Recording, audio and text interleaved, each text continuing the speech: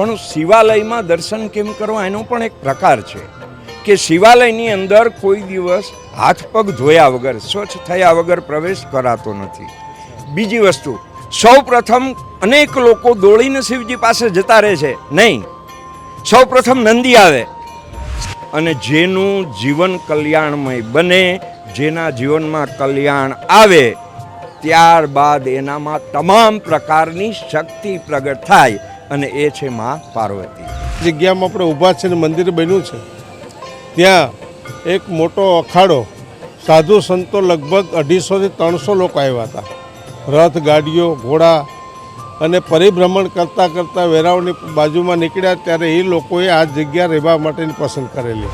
અમે આખું સ્ટ્રક્ચર જે ઊભું કર્યું છે એ માત્ર 3 મહિનામાં કર્યું છે. કદાચિત સૌરાષ્ટ્રભરમાં આવું મંદિર હશે તો અમારે ધ્યાને નથી, પરંતુ આ પાયાના ઉપરના ભાગની અંદર એક પણ પથ્થરનો ઉપયોગ કરવામાં આવ્યો નથી. આધુનિક ટેકનોલોજીથી આખા બીમ ઊભા કરવામાં આવ્યા છે. ત્યારે અલગ અલગ બધામાં અભ્યાસ કર્યા પછી કયું મંદિર કેવું બનાવવું એ બધા ભૂદેવોની અને અન્ય લોકોની માર્ગદર્શન નીચે આ મંદિર અમે પસંદ કરવામાં આવ્યું છે. 13x13નું ગર્ભગૃહ બનાવ્યું છે. એક સાથે 10 દંપતી, 10 ભાવિકો સહજોડે ભગવાન શિવની પૂજા તો કરી શકશે, પણ શિવાલય આખું ટોટલ એસી બનાવવામાં આવ્યું છે. મિત્રો, માનવ સભ્યતા જ્યારથી શરૂ થઈ છે ત્યારથી સનાતન ધર્મની બાબત હોય, સમગ્ર પ્રકૃતિની વાત કરતા હોય તો સમગ્ર જગત શિવમય છે અને પ્રકૃતિ માં પાર્વતી છે એવું શિવ પુરાણથી લઈને અત્યારે તમામ શાસ્ત્રોમાં આ બાબતનો ઉલ્લેખ જોવા મળે છે. એટલે શિવમય પ્રકૃતિ છે. શિવની વાત કરતા હોય, નમો વાય ભૂતાય સાનમ ભયાનમ જટામાહી ગંગા જલદ્દે બ્રહ્માનમ ત્રયમ નિર્તો જાલા ચલમ ચલુ પાલમ વિષમ કંઠમ બાલા જુલે રૂંડ માલમ મિટે સંકટમ વાટ ઘાટમ વિઘટમ રટે નામ ટોકોટી કાટે કસટમ. આ તો યાદી કરાવું મિત્રો, પણ મારે વાત એ કરવી છે કે વેરાવળના એ બાયપાસ વિસ્તારની સોસાયટીની અંદર એક એવું મંદિરનું નિર્માણ થઈ રહ્યું છે, એવું એક શિવ મંદિર કે સમગ્ર ગુજરાતથી કંઈક અલગ છે, કંઈક નવી ભાત પાડે છે. એ તમામ મંદિરની વિશેષતાઓની વાત કરવી છે મારે. પત્રકાર, ખૂબ સિનિયર પત્રકાર યોગેશભાઈ જોશી મારી સાથે છે. યોગેશભાઈ, લાંબી વાત ન કરતા થોડી, આ મંદિર બાયપાસની અંદર નિર્માણ થયું છે અને એક ઋષિમુનિની તપોભૂમિ પણ કહી શકાય, સાધુની તપોભૂમિ, અને તપ થયું હોય ને ત્યાં સાધના સફળ થાય. એની ઓરા અને ઉર્જા વર્ષો સુધી રહી છે. 12 વર્ષના યોગની અંદર પણ આપણે જાણ્યું. શું અલગ છે બધા મંદિરો કરતાં? આમાં કંઈક અલગ છે. વિજયભાઈ, પ્રભાસની ભૂમિ છે, એ તપસ્યાની ભૂમિ કહેવાય છે 18 પુરાણમાં, વેદોમાં, અને સાથે સાથે આ ઉર્જાની ભૂમિ છે. પ્રાચીન કાળમાં પ્રભાસ તીર્થની અંદર 16 જેટલા સૂર્ય મંદિરોનો ઉલ્લેખ છે, જે પૈકીના અત્યારે પણ કેટલાક મંદિરો આપણા વિસ્તારમાં છે. એટલે આ તપસ્યામાં શિવાલયમાં અનેક જગ્યાએ જયા છે તો ત્યાં આપણને જાણવા મળે કે ભાઈ આ શિવાલય સ્વયંભૂ છે, આ પાંડવોએ સ્થાપિત કર્યા છે. મોટા ભાગે પાંડવો જ્યારે વનચરમાં હતા ત્યારે એમણે ઘણા મંદિરો બનાવ્યા. અમારે વેરાવળ નમસ્તે સર્કલ પાસે જે બાયપાસ વિસ્તાર છે તેના આસપાસના વધુ તો હજુ ડેવલપ એરિયા છે, 80-85 ઘર છે. અમને એમ લાગ્યું કે વારે તહેવારે બહેનોએ શિવાલયમાં કોઈને નિત્ય દર્શનનો નિયમ હોય તો એ લોકો દૂર જવું પડતું, તો એક અદ્ભુત શિવાલય બનાવવું. શિવ જ્યાં આવે એ જગ્યા જ અદ્ભુત બની જાય છે. પણ આ શિવાલય બધા યુવાનોનો ઉત્સાહ ને અમારા સમગ્ર એરિયાના પથદર્શક પૂર્વ ધારાસભ્ય રાજસિંહભાઈ જોટવા, બીજ નિગમના જેઓ ચેરમેન પણ રહી ચૂક્યા છે, એમના નેજા નીચે એમના સહયોગ અને માર્ગદર્શનથી અમે આખું સ્ટ્રક્ચર જે ઊભું કર્યું છે એ માત્ર 3 મહિનામાં કર્યું છે. કદાચિત સૌરાષ્ટ્રભરમાં આવું મંદિર હશે તો અમારે ધ્યાને નથી, પરંતુ આ પાયાના ઉપરના ભાગની અંદર એક પણ પથ્થરનો ઉપયોગ કરવામાં આવ્યો નથી. આધુનિક ટેકનોલોજીથી આખા બીમ ઊભા કરવામાં આવ્યા છે અને ચારે બાજુ જે વિશાળ કાચ છે, જે ટફન ગ્લાસ, નાના બાળકો પણ એને તોડી ના શકે. એટલે આવું ભવ્ય. ત્યારે વિચાર આવ્યો, આ વાડી વિસ્તાર છે, અહીં ખેડૂત વર્ગ મોટા ભાગનો રહે છે, પરંતુ શિવાલયની અંદર જ્યારે આજના યુગમાં નાની જગ્યાઓ હોય, ભાવિકો શ્રાવણ માસ તીર્થોમાં ભેગો થાય ત્યારે 2-5 ભાવિકો મંદિરમાંથી બહાર નીકળે પછી બીજા અંદર પ્રવેશી શકે. ત્યારે અમે અહીંયા ભગવાનની કૃપાથી એવી વ્યવસ્થા ઊભી કરી છે. 13x13નું ગર્ભગૃહ બનાવ્યું છે. એક સાથે 10 દંપતી 10 ભાવિકો જોડે ભગવાન શિવની પૂજા તો કરી શકશે, પણ શિવાલય આખું ટોટલ એસી બનાવવામાં આવ્યું છે. એટલે એસીની અંદર ભાવિકોને પૂરા ભાવથી એકાગ્રચિત્તે ભગવાનની પૂજા કરવાનો પણ મોકો મળશે. અને અમે કંઈક નવું કરવાની અપેક્ષામાં હતા. જો ભગવાન તો આદિ અનાદિ છે, આપણે એને કાંઈ નવું ના આપી શકીએ, પરંતુ આપણો એને ભાવ અર્પણ કર્યો છે. અને સમગ્ર વિસ્તારના લોકોને રાજસીભાઈ જોટો આવતી હું કહું કે એક વખત અમારા આ જે નવનિર્મિત રામેશ્વર મહાદેવ છે એના દર્શન કરજો, આપ ધન્ય બનજો અને અમને પણ ધન્ય બનાવજો. ઓમ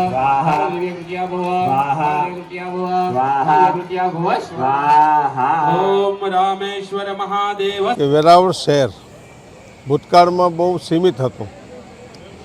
આજના સમયમાં ખૂબ વિકાસ થયો છે અને વિકાસના ફળના ભાગરૂપે છેક અહીંયા સુધી આપણે ઊભા છીએ ત્યાં સુધી વેરાવળ નગરપાલિકાની હદ આવી છે. અને મોટાભાગના લોકો નોકરિયાત, વેપારી અને બધા સારા લોકોને એમ છે કે મારે સારી જગ્યાએ રહેવા જવું છે, તો આ સોસાયટી પસંદ કરવામાં આવી છે. હાલમાં અહીંયા 84 થી 85 પરિવાર રહે છે. લગભગ 100 થી 150 પરિવાર પ્લોટ તૈયાર છે, ખાતમુહૂર્તની રાહ જોઈ રહ્યા છે અને બીજા મકાનો હમણાં બની રહ્યા છે. અહીંયા શંકરદાસ બાપુ આપણે ઊભા છે એની પાછળના ભાગે જ્યારે હું નાનો હતો 10 વર્ષનો, આજે મારી ઉંમર 66 વર્ષની થઈ છે, ત્યારે એની અહીંયા ભૂમિ ઉપર આવીને આ જગ્યા પસંદ કરી હતી કે મારે અહીંયા રહેવું છે. અને લગભગ દેહ ત્યાગ કર્યો જ્યારે એમને, ત્યાં સુધી આ જગ્યા ઉપર રહ્યા છે. અને વિશેષ વાત તો એ હતી, એક વખત 20 વર્ષ પહેલાં મને યાદ છે કે જે જગ્યામાં આપણે ઊભા છે ને મંદિર બન્યું છે ત્યાં એક મોટો અખાડો, સાધુ સંતો લગભગ 250 થી 300 લોકો આવ્યા હતા. રથ, ગાડીઓ, ઘોડા અને પરિભ્રમણ કરતાં કરતાં વેરાવળની બાજુમાં નીકળ્યા ત્યારે એ લોકોએ આ જગ્યા રહેવા માટેની પસંદ કરેલી અને અહીંયા આખી રાત રહ્યા હતા. અને બાપુએ પણ ખૂબ તપ કર્યું છે આ વિસ્તારમાં. અને બાપુની મઢી પણ અહીંયા બાજુમાં છે, એમનો ફોટો છે, એમનો ધૂણો છે. અને આ સોસાયટી જ્યારે અહીંયા બની રહી હોય ત્યારે સોસાયટીના સહયોગથી લગભગ અમારા યુવાનો અને બધા એક વિચાર હતો કે માતાઓ બહેનો અહીંયાથી શ્રાવણ મહિનો હોય, કોઈ વ્રત ચાલતા હોય ત્યારે મંદિરે જવાનું થાય તો રોડ ક્રોસ કરીને અન્ય જગ્યાએ જવાનું થતું. ત્યારે એમની બહેનોની પણ માંગ હતી કે અમારે એક મંદિર અહીંયા બનાવવું જોઈએ. ત્યારે ખૂબ સારા વાતાવરણમાં કહી શકાય ત્યારે એક નિર્માણ નક્કી થયું કે ભગવાન શિવનું મંદિર અહીંયા હોય, બજરંગબલી હોય, દશામાં હોય, અલગ અલગ બધા લોકોએ પૂજા કરી શકે એવું મંદિર તાત્કાલિક નિર્ણય કરેલ. ફક્ત 3 મહિનાની અંદર ભૂમિપૂજન થયું ને 3 મહિનામાં આવું મંદિર તમે જોયું છે. એ મંદિર લગભગ આપણે સૌરાષ્ટ્રમાં કે ગુજરાત ગીર સોમનાથમાં મેં નથી જોયું. મંદિર એ ટાઈપ બનાવ્યું છે કે દક્ષિણના રાજ્યોમાં આપ જાઓ ને તો આવા મંદિરો તમને જોવા મળશે. અહીંયા સૌરાષ્ટ્રમાં આપણે નથી. ત્યારે અલગ અલગ બધામાં અભ્યાસ કર્યા પછી કયું મંદિર કેવું બનાવવું એ બધા ભૂદેવોની અને અન્ય લોકોની માર્ગદર્શન નીચે આ મંદિર અમે પસંદ કરવામાં આવ્યું છે. અને શિવજીનું સ્થાન આજે અહીંયા જ્યારે શિવજી પધાર્યા છે અને એ મંદિરની અંદર જ તમે ઊભા છો તો ફરતા કાચ હોય છે અને એમની અંદર આખું મંદિર બન્યું છે. લાંબો સમય સુધી કોઈને અંદર પૂજા કરવી હોય, બેસવું હોય, હપ જ્યારે જપ કરવાના હોય થતા હોય ત્યારે એમાં પણ એને ગરમ ન લાગે એ માટે એસી પણ વ્યવસ્થા રાખી છે. અને બાજુમાં અમારે યોગેશભાઈ રહે છે, બ્રાહ્મણ છે, અને અમારા બાપુ છે, પૂજારી છે, એ બંને પણ અહીંયા જ રહે છે. અને બેયનો ખૂબ અમને સહકાર મળ્યો છે ને એનું માર્ગદર્શન ખૂબ મળે છે. ભગવાન તો પધારી જાય છે, પછી એની રખેવાળી કોણ કરે? તો રખેવાળી અમે નથી કરવાના. અમે તો સવારે ઉઠી દર્શન કરી અને નીકળવાના. પણ મંદિર કાયમી માટે યાદગાર રહે એના માટેનો આ દિવસ આજનો નિર્ધારિત થયો છે અને આજુબાજુની સોસાયટી વિસ્તાર આગેવાનો ખૂબ મોટી સંખ્યામાં જોડાણા એ બદલ હું આ સોસાયટી વતી દરેકનો આભાર પણ માનું છું. રામેશ્વર મહાદેવ સર્વલોક અહીંયા સાથે શિવલિંગની સાથે કયા દેવી દેવતા બિરાજમાન થયા અને વાસ્તુની રીતે પણ નાની નાની બાબતનું ધ્યાન રાખવામાં આવ્યું છે. શ્લોકની બાબત હોય તો એક પ્રતિષ્ઠાનીના શ્લોક હોય, એક દેવી દેવતાનું પ્રતિષ્ઠાન શ્લોક હોય, એ વિધિ વિધાનથી આજે મેં જોયું કે સમગ્ર કાર્યક્રમ થયો. સર્વમંગલ મંગલ્યે શિવે સર્વાર્થ સાધિકે શરણ્ય ત્ર્યંબકે ગૌરી નારાયણી નમોસ્તુતે. શિવાલયમાં કેમ જવું એ શિવ પુરાણ શીખવે છે. હું એમ કહું કે જે નથી જતા એ જે પણ ભાવે જેમ જાય એને વંદન છે, પણ શિવાલયમાં દર્શન કેમ કરવા એનો પણ એક પ્રકાર છે કે શિવાલયની અંદર કોઈ દિવસ હાથ પગ ધોયા વગર, સ્વચ્છ થયા વગર પ્રવેશ કરાતો નથી. બીજી વસ્તુ, સૌ પ્રથમ અનેક લોકો દોડીને શિવજી પાસે જતા રહે છે, નહીં, સૌ પ્રથમ નંદી આવે. શા માટે? આપણા પૂર્વજો શાસ્ત્રોએ આનો હેતુ એ છે, નંદી એને ધર્મનું પ્રતીક છે. તમારામાં ધર્મ નથી તો તમને શિવના દર્શન પામી શકાતા નથી. નંદીનો સ્પર્શ કરો એટલે આપણા હૃદયમાં ધર્મ પ્રગટ થાય. ત્યાર પછી કુર્મ નારાયણ ભગવાન કાચબો એ આપણને એ સંદેશ આપે છે કે તું બહાર જે હોય તે, પણ અહીંયા તું આવ્યો છે, તારું તારાપણું તું બહાર મૂકીને આવતો ભગવાનને તું પામીશ. એ સંયમની દીક્ષા આપે છે.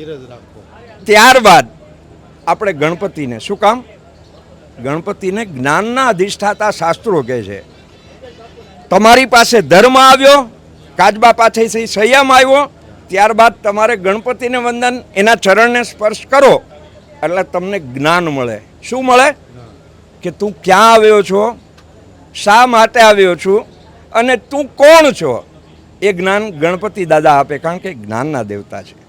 જ્ઞાન મળ્યું ત્યારબાદ હનુમાનજીના સ્પર્શ કરવાનો આવે છે.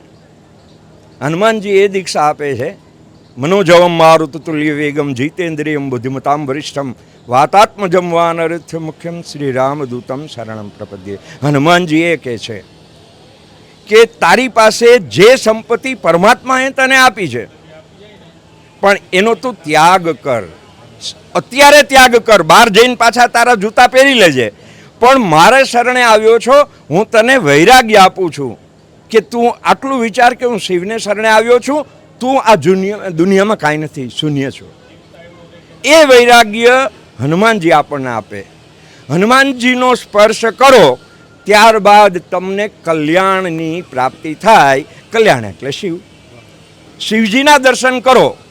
શિવજી તમને 3 જન્મના પાપો, ત્રિદલમ ત્રિગુણાકારમ ત્રિનેત્રમ ચ ત્રિઆયુધમ ત્રિજન્મ પાપ સંહારમ એકમ બિલ્વમ શિવાર્પણમ. કરોડો લાખો બિલ્વપત્ર ચડાવીએ શિવને, એ વંદનને પાત્ર છે, પણ એક ભાવથી 3 દલનું બિલીપત્ર ભગવાન કે મને ચડાવ, તારા 3 જન્મના પાપોનો હું નાશ કરું.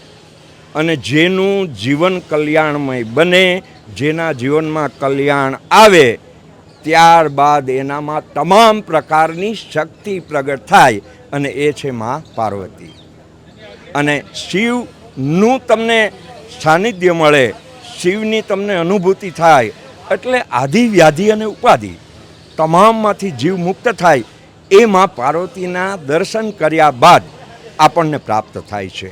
અને શિવાલયનો નિયમ છે કે આટલા દેવી દેવતાઓના દર્શન કર્યા, મંદિરમાં પ્રવેશ પહેલાં ઘંટ એટલા માટે વગાડવામાં આવે છે કે આજે આપણું મન છે ને, એ સંસારિક મન અનેક તરફ દોડતું હોય, પણ એ ઘંટારવ આપણને જાગૃત કરે છે. આજના મોબાઈલમાં રિંગ આવે તો આપણને ખબર પડે કે ભાઈ રિંગ આવી, તો આ પરમાત્માની રિંગ છે. એ વગાડો એટલે એમ કહે છે કે તારું બધું છોડી દે, તું શિવાલયમાં આવ્યો છો. અને આ બધી પ્રાપ્તિ થયા પછી શિવ મંદિરની અંદર એની પ્રદક્ષિણાનું વિશેષ મહત્વ છે. ઘણા લોકો મંદિરમાં દર્શન કરી ભગવાનને પગે લાગીને ઉતાવળમાં નીકળી જાય. જે મંદિરે નથી જતા એને બદલે આવે છે એને વંદન છે, પરંતુ જો સમય હોય તો ભગવાનની અડધી જે પ્રદક્ષિણા, કારણ કે એની જે જલાધારી છે એને આપણે ઓળંગાતું નથી, એટલે એની જલાધારી, એનું પંચામૃત જ્યારે મુખમાં પડે પછી જીવ એ શિવ બની જાય છે. પણ યોગેશભાઈ ખૂબ આનંદ આવ્યો, તમામ આધ્યાત્મિક શિવલક્ષી વાતો. અને અહીંયા આપણે પૂર્ણ વિરામ નથી આપતા, અલ્પ વિરામ આપીએ છીએ. શ્રાવણ મહિનાની અંદર, શ્રાવણ માસ પહેલાં, કારણ કે મને રસ જાગ્યો છે, ત્યારે પણ શિવલક્ષી શ્રાવણ મહિના વિશેષ અનેક વાતો કરતા રહેશું આ કાર્યક્રમમાં. આજે કાર્યક્રમમાં આવ્યા ખૂબ ખૂબ આભાર યોગેશભાઈ, ધન્યવાદ.